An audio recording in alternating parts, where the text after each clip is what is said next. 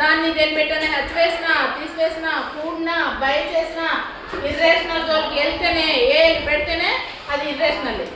By చేసినా ఏం చేసినా ఇది బైలో ఉంది, బైలో ఉన్నప్పుడు కూడా ఇర్రేషనల్లే అవుతుంది. √2 అనేది నిరూపించాలి. దానికోసం ఏ మెథడ్లో వెళ్ళాలి? కాంట్రడిక్షన్ మెథడ్, విరుద్ధత పద్ధతిలో వెళ్ళాలి. Let 1/√2 is A 1/√2 is a rational number. దీనికి వ్యతిరేకంతో స్టార్ట్ అవుతున్నాం. ఇర్రేషనల్ కి వ్యతిరేకం ఏంటా? ఇర్రేషనల్ కి వ్యతిరేకం ఏంటి? రేషనల్. అను రేషనల్. రేషనల్ అంటే ఏంటి? ఫామ్ లో రాసే సంఖ్యలు. ఇది రేషనల్ నెంబర్ అని స్టార్ట్ అయ్యాము. రేషనల్ నెంబర్ అంటే దాని అర్థం రాయాలి. ఇక్కడ a/b లేక b/q. a/b అనుకుంటున్నాము.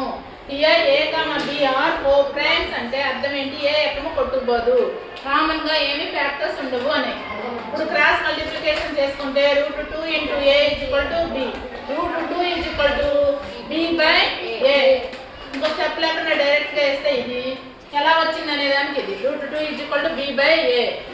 మరి √2 అనేది మనకి ఏమని తెలుసు? ఇర్రేషనల్ అని తెలుసు. ఇర్రేషనల్ నెంబర్ p/q ఫామ్ లో వచ్చింది, రాకూడదు కాబట్టి ఇది తప్పు. ఇలా అనుకోవటం వలన తప్పు వచ్చింది అని రాస్తాం.